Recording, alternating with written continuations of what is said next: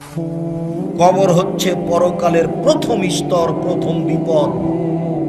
হয় না জামিন হো ফাবাদ হয় সরবেন হো।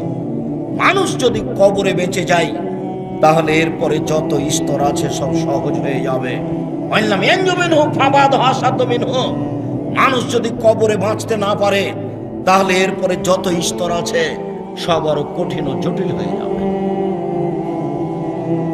কবর যত কঠিন, কিয়ামত তার চেয়ে অনেক বেশি কঠিন।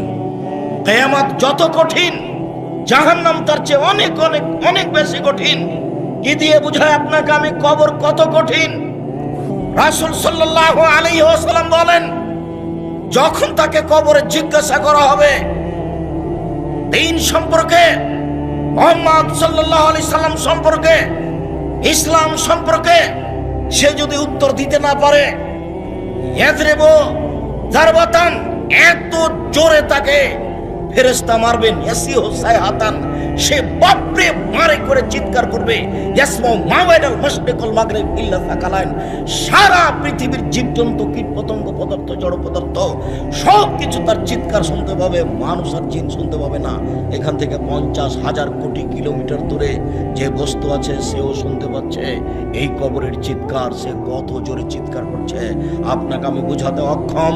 মুহাম্মদ সাল্লাল্লাহু আলাইহি ওয়াসাল্লাম বলেছেন, যে মারে সে চোখে দেখে না, যে মারে সে কানে শুনে না, যে মারে সে ফেরেশতা, তার রং বিভিন্ন ধরনের, কালো নীল, ভিন্ন ধরনের রং, চোখে দেখে না, কানে শুনে না, কোথায় মারছে আর চিৎকার যে করছে ও শুনতে পায় না, যার কারণে তার মারার গতির পরিবর্তন হয় না।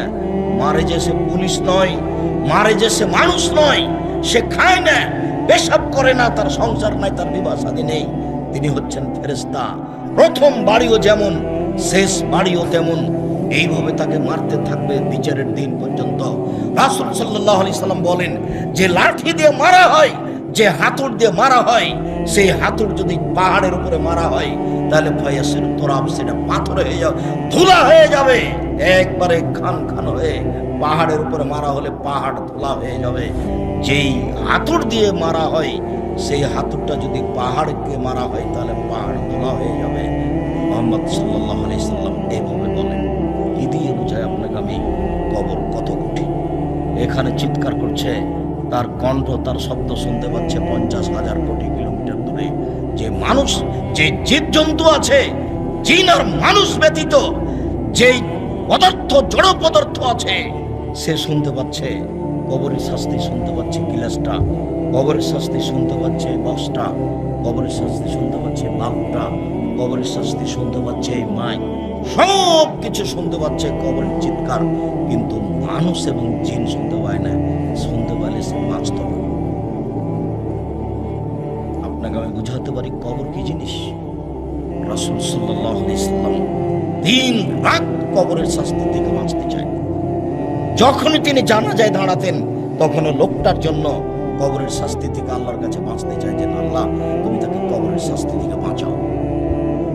সম্মানিত দিনী ভাই বোন, এই দীর্ঘ সময়ের ভালোটা হলো ভালো, খারাপটা হলো খারাপ।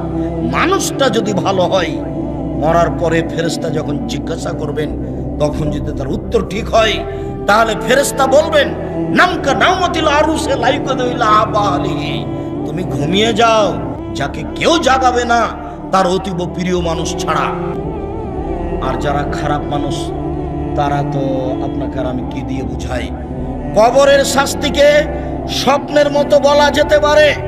আপনি পাশে বসে আছেন, আপনার ভাই শুয়ে আছে, ঘুমিয়ে আছে, গোখরা সাপ তাকে দংশন করছে, সে বাপরে মারে করে চিৎকার করে পালিয়ে যাচ্ছে ঘুমের ঘরে।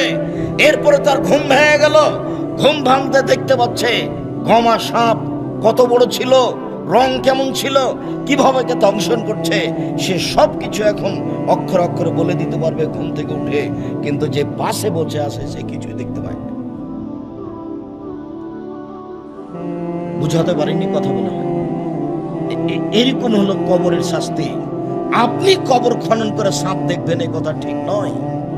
ওই যে একটা কাগজে লেখা ছিল যে জনৈকে ইমাম সৌদি আরব থেকে ইমামতি করার পরে মসজিদ থেকে বের হয়ে একটা কবর খনন করে দেখলেন যে একটা লাশকে সাপ পেঁচিয়ে ধরে আছে।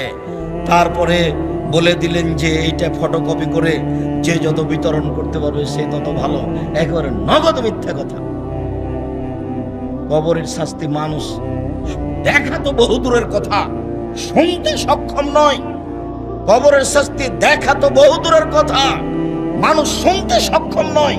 অতএব কবরের শাস্তিকে আপনার রেকর্ডিং করে বা একটা রূপক পরিকল্পনা করে সাজিয়ে মানুষকে দেখানো হারাম। এটা মানুষের পক্ষে সহজ সম্ভব নয়। কবরের শাস্তি, কবর যত কঠিন কিয়ামত তার চেয়ে অনেক বেশি কঠিন। কিয়ামত যত কঠিন জাহান্নাম তার চেয়ে অনেক অনেক অনেক বেশি কঠিন। কি দিয়ে বুঝায় আপনাকে আমি জাহান্নাম কত কঠিন, কিয়ামত।